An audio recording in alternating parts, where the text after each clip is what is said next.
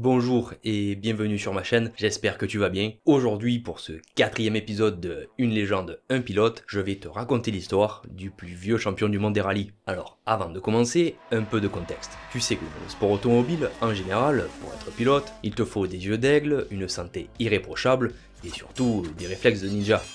Ce sont malheureusement des qualités que tu perds avec l'âge. C'est pour ça que dans le monde de ces pilotes qui participent à des championnats de haut niveau, comme la F1 ou le WRC, quand on fait une moyenne, l'âge de la retraite est aux alentours de 35 ans. Mais bien sûr, heureusement, il y a toujours des exceptions à la règle. Et justement, je vais te parler de l'une d'entre elles. Ce genre de pilote qui est toujours parvenu à élever son niveau et garder son sang-froid malgré les années. Un pilote qui nous vient tout droit de Scandinavie, le Finlandais volant originel, Hannu Mikkola.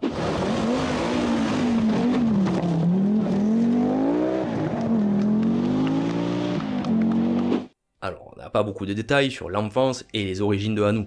On sait simplement qu'il est né en Finlande le 24 mai 1942 dans une petite ville au nom imprononçable de Joensuu, ou Jeonsu, ou je ne sais quoi. Bref, c'est finlandais quoi. Il est piqué par la passion automobile grâce à son père, qui est un ami proche d'un pilote local, Osmo Kalpala. Durant sa période scolaire, apparemment, Hannu était un bon élève, contrairement à moi, parce qu'il sort de ses études avec un diplôme d'ingénierie. Et du coup, le mec, il devient pilote. Ce qui n'a aucun rapport. Il commence sa carrière en rallye en 1963, mais les choses sérieuses débutent en 65. Et comme tout Finlandais qui se respecte, il prend le volant d'une Fiat. Je vois que tu y as cru. Non, en fait, comme tout Finlandais qui se respecte, il prend le volant d'une Volvo, une PV 544 pour être exact. Puis l'année d'après, il se paye le luxe de battre Timo Mäkinen, un pilote bien connu de cette époque, ce qui va lui permettre de se faire remarquer par Lancia, qui lui confie un volant pour le Monte Carlo 1967. Le rallye ne se passe pas super bien pour lui, car il sera disqualifié pour une chose stupide, la perte de la feuille de route. Pour ceux qui ne savent pas ce que c'est, en gros c'est ce qui permet de valider ton parcours. Il continuera à rouler sa bosse jusqu'en 68, et c'est là que sa carrière va réellement décoller.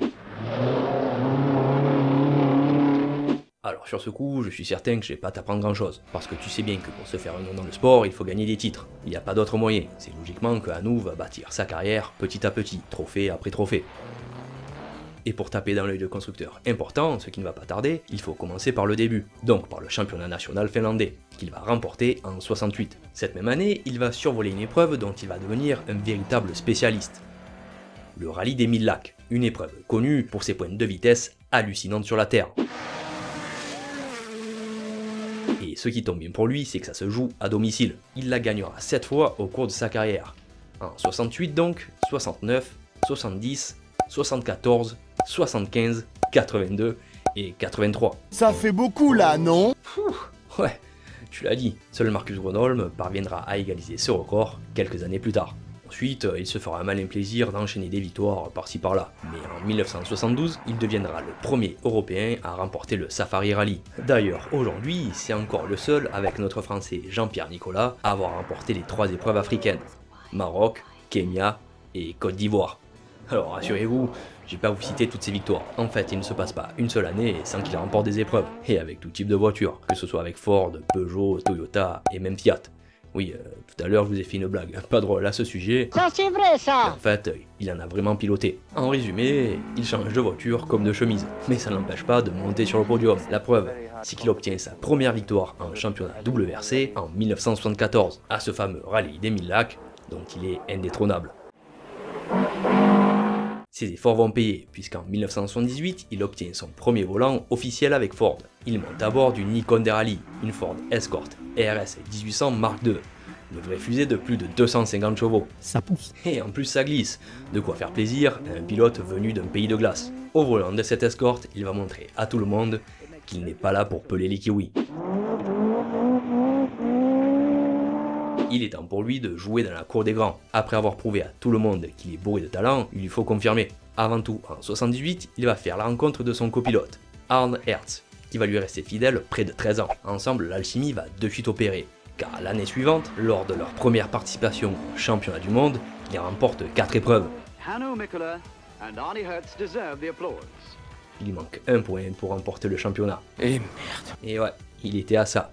Malheureusement, ça sera une autre légende de cette époque, Björn Waldegard, qui devient champion du monde. Précédemment, je te disais qu'il aimait conduire tout type de véhicule. Alors bien sûr, officiellement, il reste chez Ford encore quelques temps.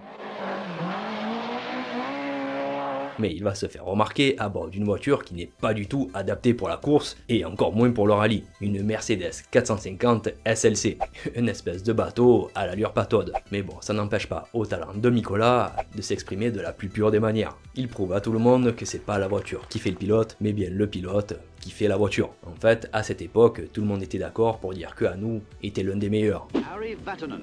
Oh, la course a eu de bons côtés comme de mauvais côtés.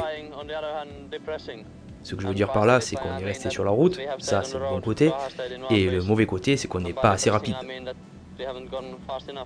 La voiture n'a pas posé de problème? Non, aucun. C'est juste que Nicolas va trop vite. Alors avec cette espèce de camion, il fait deuxième au Safari Rally, et en 80, il arrivera à monter 2 fois sur le podium. Nice. Ensuite, il passera du bon temps un peu chez Porsche et un peu chez Toyota. En vrai, il reste jamais en place. C'est une espèce d'hyperactif du rallye. D'ailleurs, en parlant d'hyperactivité, Anu n'est plus que pilote de rallye. Il devient aussi pilote d'essai. Et pas pour n'importe qui, pour Audi, la marque qui va mettre le feu à la discipline.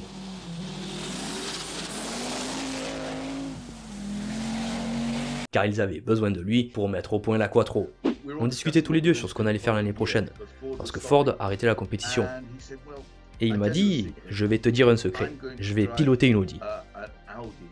Il faut savoir que, en 79, on n'a jamais entendu parler d'Audi. On ne les connaissait pas. Je lui ai donc dit, qu'est-ce que tu vas faire avec une Audi? Et il m'a répondu, on va faire une voiture de rallye 4x4. On va développer une voiture turbo 4 roues motrices. Et je vais la piloter. Et je lui ai dit, pourquoi pas? Mais on ne s'attendait pas à ce qui allait arriver après. Le pilotage de Anu va prendre une toute autre dimension au volant de cette auto, comme s'il fallait une voiture à la hauteur de son talent pour qu'il puisse enfin se libérer totalement. Là où je veux en venir, c'est que Anu Nicolas est à l'origine de la voiture de rallye la plus mythique au monde.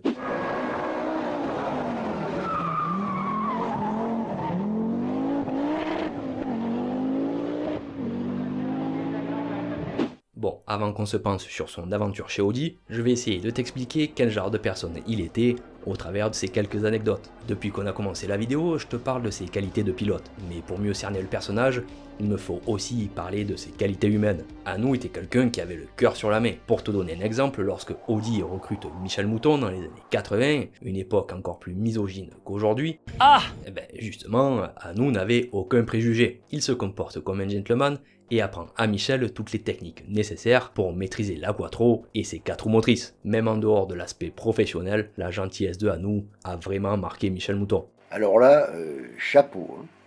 J'ai un autre exemple. Malcolm Wilson, un grand nom du sport automobile d'hier et d'aujourd'hui, a eu un très grave accident lors du rallye d'Écosse. Bloqué sur son lit d'hôpital, il ne pouvait pas faire de reconnaissance pour le futur rallye du championnat, le fameux rallye des 1000 lacs. Attends, tu peux nous dire c'est quoi des reconnaissances? Alors, pour ceux qui ne savent pas c'est quoi des reconnaissances, je vais vous faire un très court résumé. En fait, c'est grâce à ça que le copilote peut prendre des notes et ensuite les réciter pendant la course.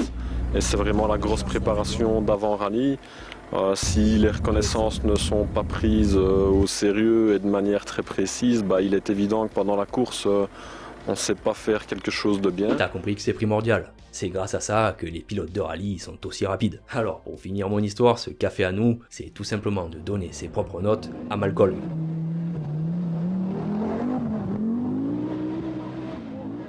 Malcolm avait entre ses mains les notes du plus grand spécialiste de cette épreuve.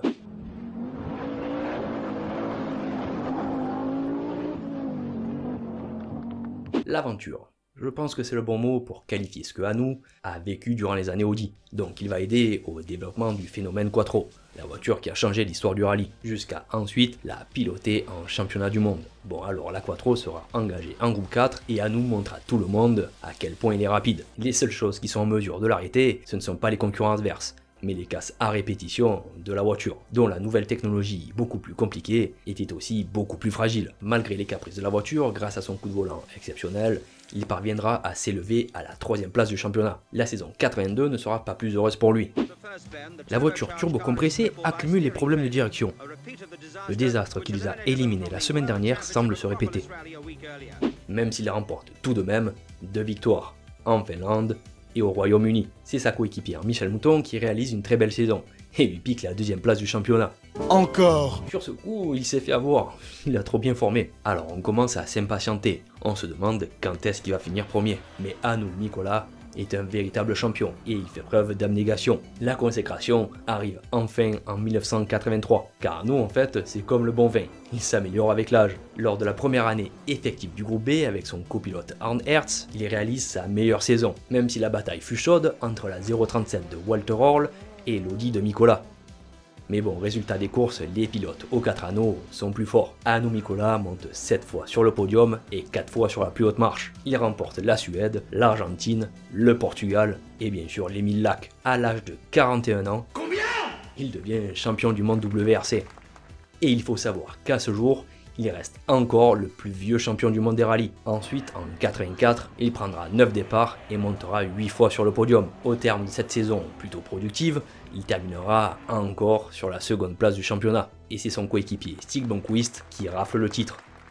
Il aura une fin de carrière en groupe B plutôt triste, car il sera écarté par Audi le temps que la nouvelle voiture arrive. Et du haut de ses plus de 41 ans, malheureusement, il n'arrivera jamais à s'adapter à cette nouvelle auto. Il terminera sa carrière chez Audi avec une victoire en groupe A à bord d'une 200 Quattro au Safari Rally 1987. Et pour finir, il prendra le volant d'une Mazda jusqu'en 1991 sans trop de succès.